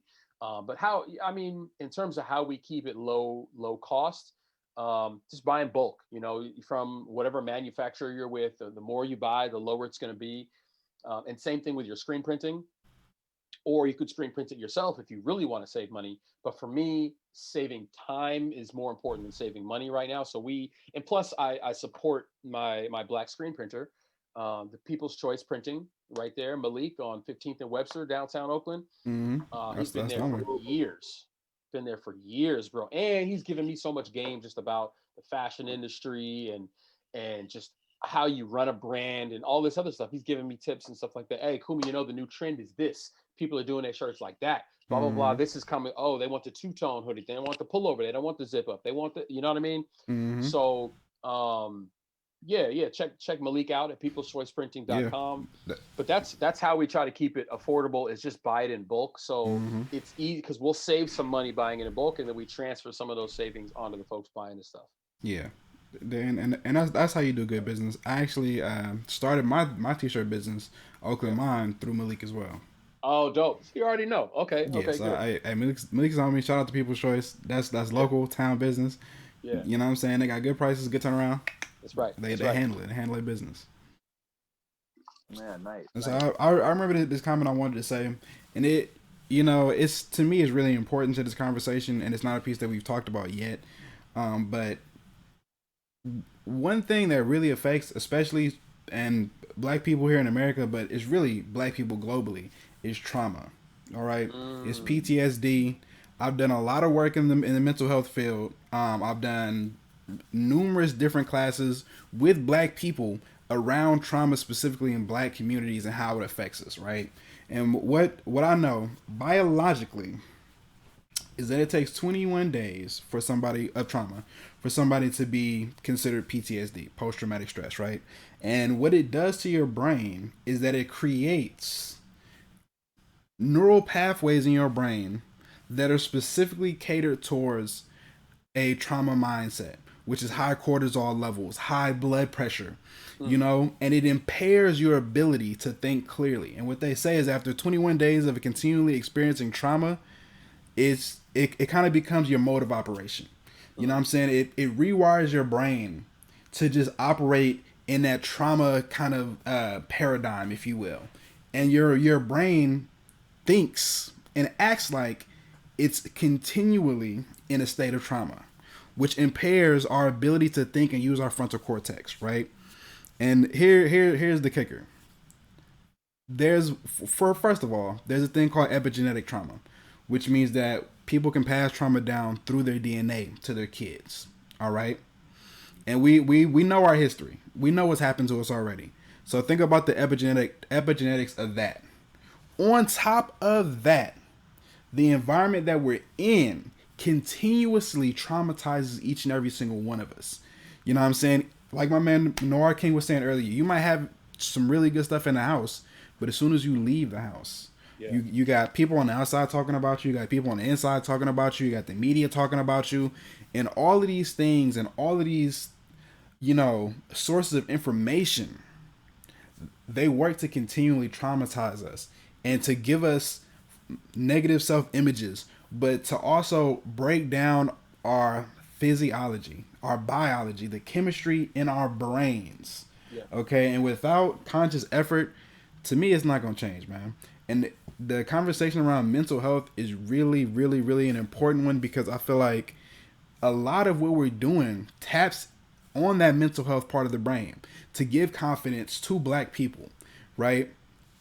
But there also in our community needs to be a bigger focus on that. And one of the things that I see is that it's been difficult traditionally for black people to really engage with mental health care for a number of reasons. You know what I'm saying? But in this day and age, beside economics, I think mental and emotional health care are the two biggest things that we need to focus on right now to be able to really succeed and to grow and to thrive as a community. Yeah, man. I just say ditto to that whole thing. You know what I mean? Because they're saying hurt people hurt people. Mm-hmm. You know what I mean? So you have let's say a brother out here who if he's got trauma, he's gonna bring that into his next relationship, and a sister too. You know what I mean? So, and it's the whole divide and conquer. This is just a different form of the divide, is instilling so much pain, so much trauma into a people that it's going to be generational. Like you were saying, what was the word you used for the generational trauma? Epigenetic trauma. Thank you. Epigenetic trauma. Um, and that's something that literally we see passed down, and it could be something that you're just verbally abusing your kids, Mm-hmm. right? Mm-hmm. So there was a sister I knew in college. Her mom used to literally call her ugly and say, "How are you gonna get a man with such nappy ass hair?" Mm. That's trauma, bro. It And she is. It she is. she built it up so much that she had to have her hair laid and flat and this and that, Oh. even though it was breaking off because she's damaging it with the heat and the products and Mm-hmm. everything like that. Mm-hmm. But she had to wear it like that because she just knew I'm ugly naturally how I am. Mm-hmm. I am Mm-hmm. ugly. So I got to do something so I look less like I actually look and Mm-hmm. look more like what they're telling me is beautiful. And not just Exactly. they, but what we're telling ourselves is beautiful, right? Exactly. So Exactly. yeah, what you said hit home, man. That hits home. Um, our mental health is it's so damaged that like we don't even realize it. Exactly. Nope. And Exactly. that's true trauma and that's true stress and that you don't even know you're stressed out. I remember there was a point in my life I was really really stressed just because of work and all this other stuff that was going on back when I was in corporate America. I woke up, I remember 2 nights I woke up and my nose was just bleeding on my pillow Hmm. for no reason or for a reason, but I didn't know what it was. Went to the doctor. They're like, "Are you doing this? You doing this? Are you sniffing any cocaine?" And I'm like, "No, I'm not." Because that's a symptom apparently. Um, Yeah. and they went through all this list, and I'm like, no, I'm not doing none of that. So why? I don't understand. They're like, well, we don't get it. Sent me back Hmm. home. Happened again. I went in again, like, yo, my nose is just bleeding. Just bleeding, bleeding, bleeding all on my pillow. What's good? And then the doctor was like, are you stressed out? And I'm like, no, I don't think so. He's like, well, either you are or you're not. Hmm. And so that tells me that you don't know if you're stressed out. And I'm Mm-hmm. like, I would know if I'm stressed out, right? Wouldn't I be like, I'm stressed out? I feel like, he's like, that's not always how it happens. Mm-hmm. And so I really started to take a look at my life, and I was hella stressed out, bro. Like, you know what I mean? Like, I was dreading going to work because at that time I was working for a company where white folks is running around the office saying nigga all day. Two. And I'm Yep. feeling like I want to take one of their heads off, but I'm trying not to do that because I'm in a quote unquote professional atmosphere that doesn't feel very professional Yeah. because we got this going on at work. So that was Mm-hmm. stressful for me, Mm-hmm. knowing I'm willingly putting myself in this kind of situation every day at 8 o'clock. Exactly. That's early. That's early. And that's 5 days a Yeah, week at least. All right. you know what I mean? And so I was drinking a little more and I was sleeping a little less and all this, and it'll just build up. And I didn't have the outlets then that I have now because right now, just with the nature of my work, I take a lot of stuff on. Like every day I'm waking up like, how can I fix things for Black people? It's a lot to take on, right? But you Mm-hmm. have to have your outlets because this world is not just going to stop giving us trauma. It's going to keep giving us trauma. It's going to Mm-hmm. keep giving us problems. We have to keep coming up with solutions, but we also have to have things that are just straight for you, Yep. right? So for me, playing pool, Mm-hmm. billiards is one of my best escapes. It's one of my best like cures for trauma, right? It's something where I get to do this and I'm not thinking about anything else. Literally, I'm fully engulfed in this world. I'm on a pool team, got $500 pool cues. I take lessons, all kind, like you know what I mean. So like it's a thing for me. Travel, another thing for me. It's part of the formula that helps me to stay sane, helps me to stay mentally healthy. Sometimes I like to just get out into nature, man. Smell those redwoods, bro. Roll the window down. Turn the music off, even. You know what I Mm. mean? Just sit there and listen to nothing. Listen to a life without man-made anything around. Just some birds and some wind, and that's it. Mm. And just smell that. That's healing for me. I love that. That's a part of my healing. So if I now I'm more in tune with myself, I can know a lot better when I'm getting stressed out. So I'll do things like this, and I'll do them purposefully. I mean, not so much with the travel and going out to play pool right now, but when things were non-COVID times, I would be out there and I would go out and I would just put it all on the table, man. I would just smash Mm-hmm. on somebody, put it all on the table, and go back home. And it's like a reset button. Even if I lose, it's still a reset button. I'll go back home and I'll be able to feel like, look, I can breathe again. But a lot of us either don't have those outlets or haven't found them yet. Mm. Yep. And I recommend that to everybody. It could be the littlest thing. No one would think that pool is a form of meditation for me, because it doesn't look like It doesn't look like that, right? It looks Mm-hmm. like you putting quarters in a slot and some balls come out, and it looks kind of violent at times with the break and doing everything else. Like, how can that be healing, right? Mm-hmm. But it's different things work for different people, and you just have to Yeah. put yourself in a space where you figure out what works for you. That's big facts. Man, I ain't gonna lie, bro. For me is video games. Yeah. I love video Agreed. games, and specifically, I ain't even gonna lie. I love fighting games because I love whooping booty. You know what I'm See, saying? And sometimes right I'm there. like, you know what? I just I want to whoop some booty. Okay, Yeah, yeah. let me go ahead and get it in. All right. Hey, yo. But you know, I also love stories. I write as well, and I enjoy like being able to get lost in the Yeah. story. Like that's really good and that's really powerful.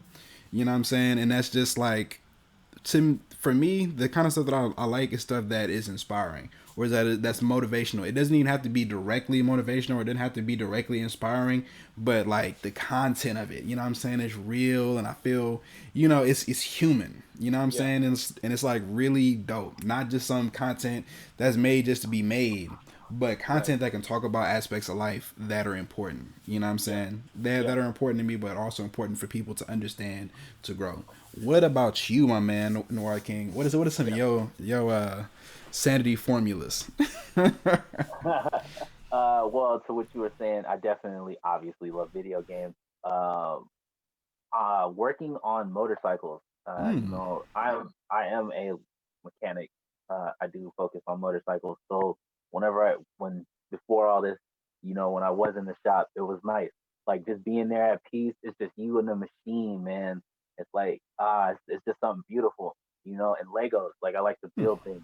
I like to create So things, And I feel like that's important, especially for young adults, young males, especially to have outlets that inquire and try to push them to making things.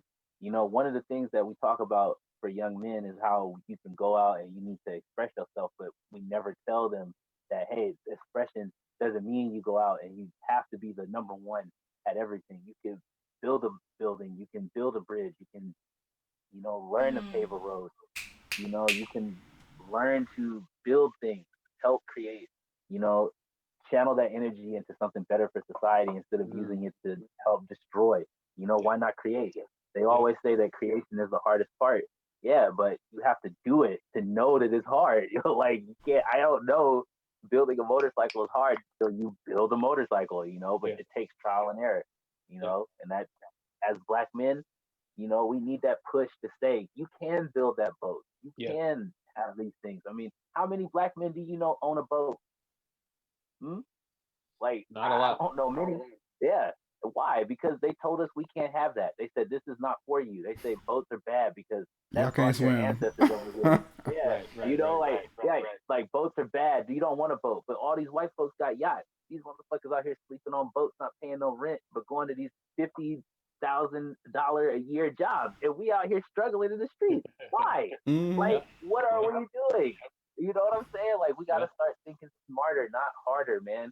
Like that comes from right here. You know what I'm saying? Like, ah, but and then I would say another one like what you were saying. I like to write too. Mm. I like to write comic books. I love comics.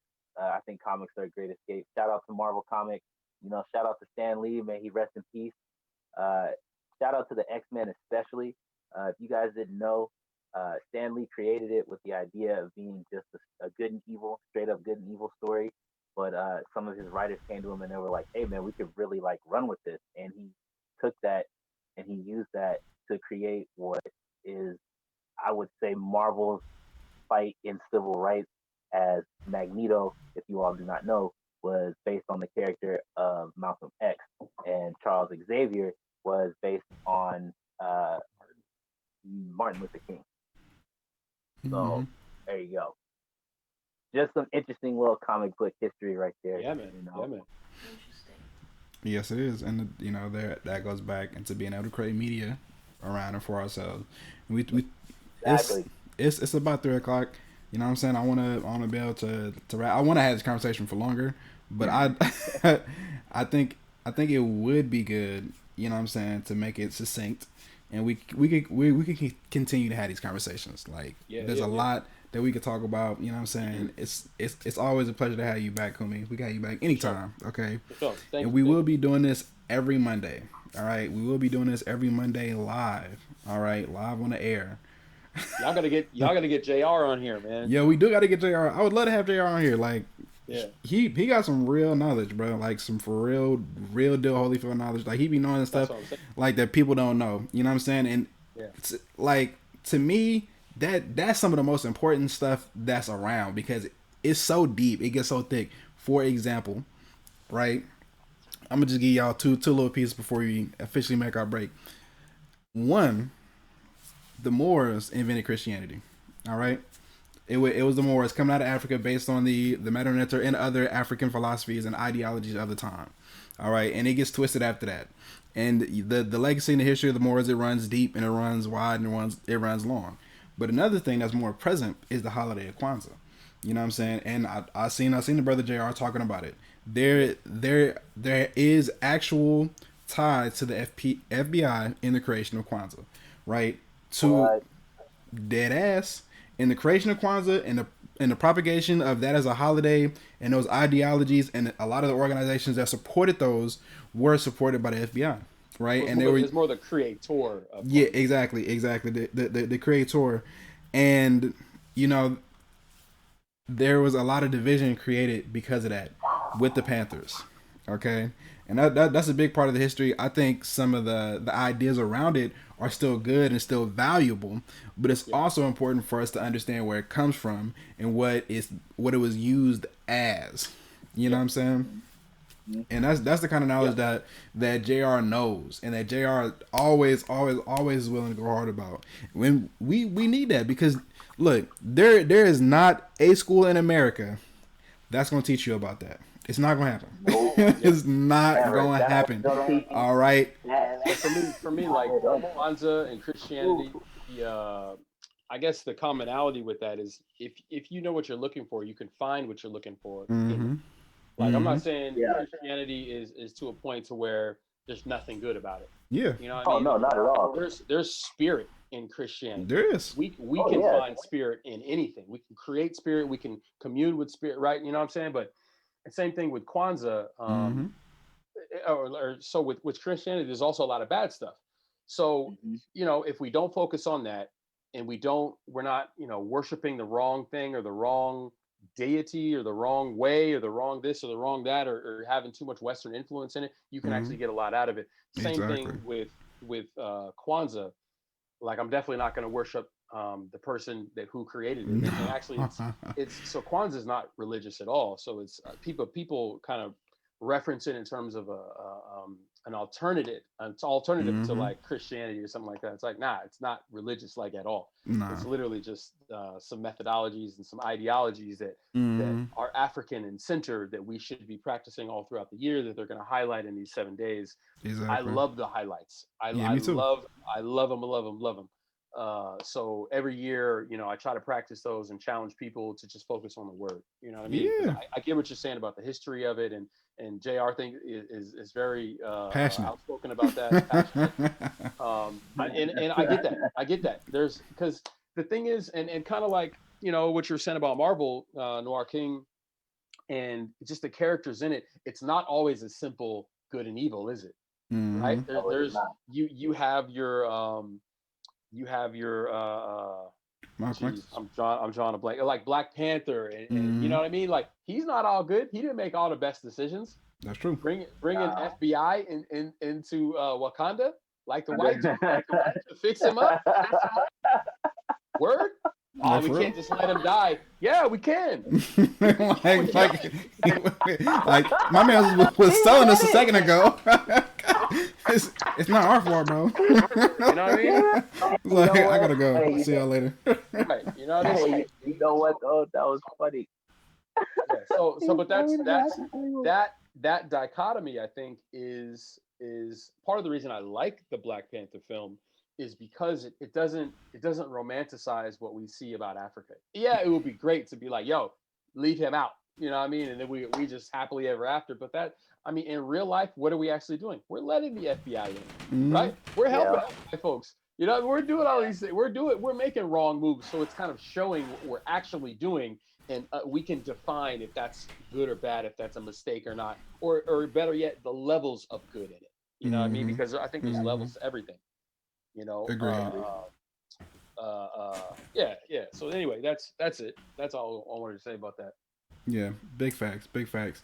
And I want to say thank you, Kumi, for coming back for round two. Thank you, Noir Yeah, King, as for usual. sure. And Yeah. we are actually going to get into some games after this. What do you think about Red Dead Redemption? I am down. Either Cool. Red Dead or what's the other one? Gears of War. Gears. Either one, man. I'm down. Yeah, Man, I'm gonna give me a PS5 and I'm gonna bro, learn these come, games and jump on there and get y'all, yo. man. Watch one day, one day. Hey, check this out. I got Parsec on my computer, which means Okay. that I can use my computer to host the game, and it's just like we'll be playing on like the same console. You don't gotta have a game, bro. All you gotta do is have a controller, and I can host my computer, and you can plug in, and you'll be player two with just a controller, bro. And it's like lagless. It's lagless. Okay, it's Wow. crazy. It's like we're playing on the same computer, sitting right next to each other. It's wild. It is wild. Insane. Parsec, and I will be hosting matches on Parsec. So Kumi, look, if you're trying to get it in, you know what I'm saying. we, Maybe I could just be the commentator. I'll just be like, what dude in the yellow trying to do? He just picked up that big old gun right there. He finna get him and then go back to the house and get the rest of his stuff. And then he gonna get on the mission. I'll just make up a whole story around it. Yeah, hey, look, it's all good. We could take it Might be back kinda old funny, school. actually. Hey, we could though. We could. But we could pop in some Street Fighter too, bro. We could pop in some Street Fighter too. So that's all I'm saying. Yeah, I'll see y'all about some Street Fighter. You know what I mean? I'm Okay. always down for that.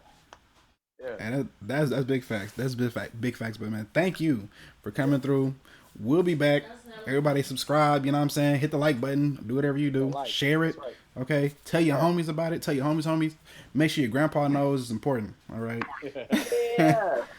So it's your man, SumOfman, like the grand total. Not that I think that I am. We got my man Noir King out here. We about to continue playing for y'all. And of course, shout out to Kumi, creator, innovator, you know what I'm saying, and educator. So, hey, y'all take care. Y'all stay blessed. Thank you. Thanks for having us again. Thank you, brothers. Hey, thank you too. Peace. All right, people. Peace out. Peace.